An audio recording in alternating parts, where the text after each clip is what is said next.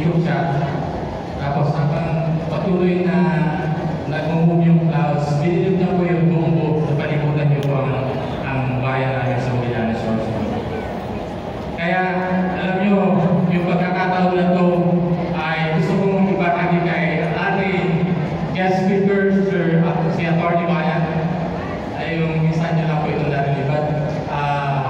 This time, let us recognize our guest speaker, Atty. Alfred Bayan, DLE of Media Affairs and Special Concert of Mindanao. Nandito ang ating Sir Ariel Defensor ng BBM Philippines, the National President of BBM Philippines. Nandito ang ating President ng NBBP, Sir Bong, and the Eclipse,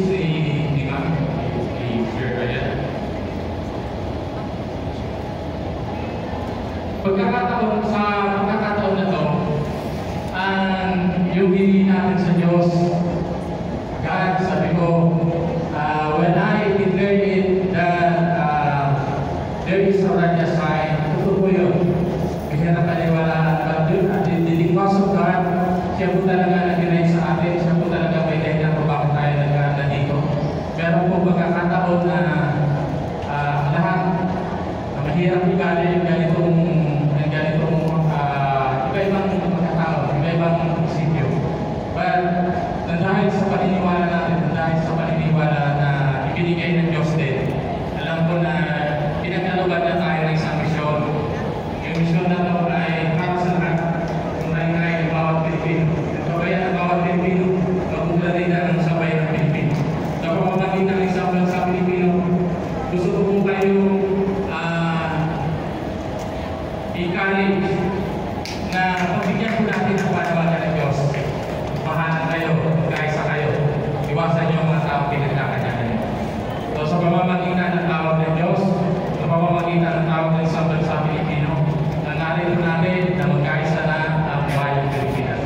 So sa pamamagitan nito, our team embraces the accountability and cooperation towards the Bagong Pilipinas is already a sign that God is entrusting us a noble mission, that God is entrusting us to embrace His will, to embrace His solidarity towards the nation building, towards the unification, towards the dream of Bagong Pilipinas.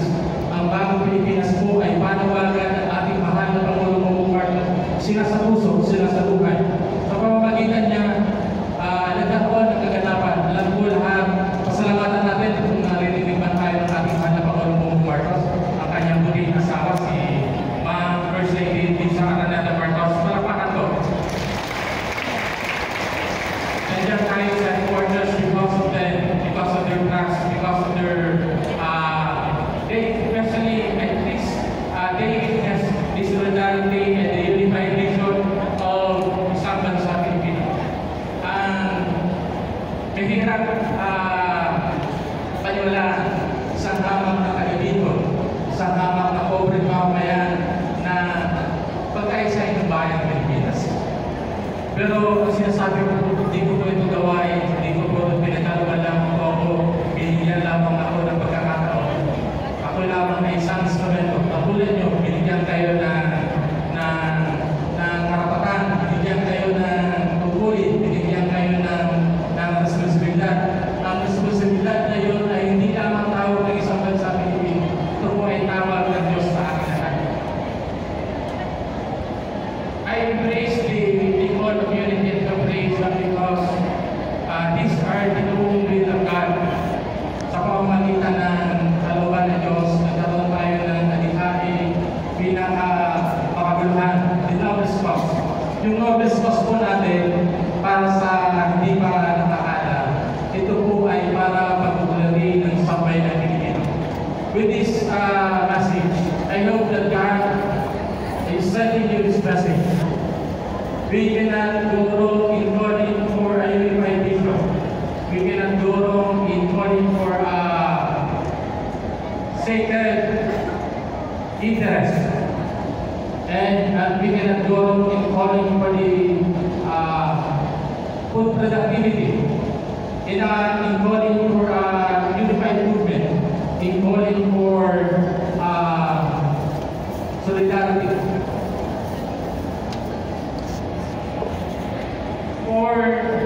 For anyone na nandito, dito na po kayo excited, kahit mabinaw na nandito po kayo. Kung ano po yung na-prepare namin, magpasensya nyo na po, magkasaya na natin because we are not funded of the government. For us to, sa hindi nakakalam dito, these are the IPP, sa voluntary movement.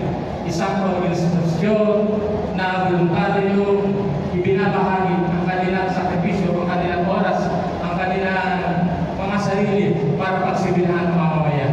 Nagkaroon na po tayo ng mga programa na angkop doon sa ating misyon na pagkaisahin ng bayang Pilipino. Nandiyan ang ating three activities. We call for last 2022, at least nagkandak tayo ng 22 areas nationwide, and for the food feeding activities, at least 108 chapters doing it simultaneously.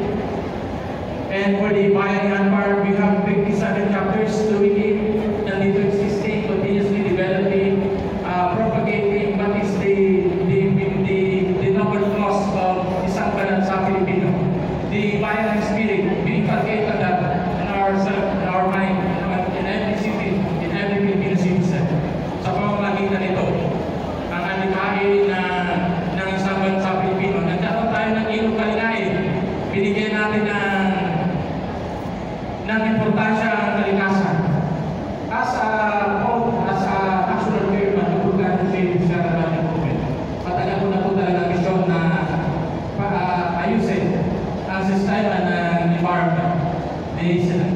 Because I am doing it, bago pa nagkaroon tayo ng sa Pilipino, I am already the national chairman of climate change movement. Naranasan namin ang kaituin ng mga iligalagi, ang tutukan ng balay. Even this, wala pa ang IDP. I call for the KCP, the National Community Media Conference, as a national president. I call for the unify the community of the mass media, from broadcast to mainstream, to Filipino online broadcasters as one of the board of directors. I am the former secretary of I do PRs for the publicization. Thank you for watching Bondoy Reality TV. Subscribe, like, and share.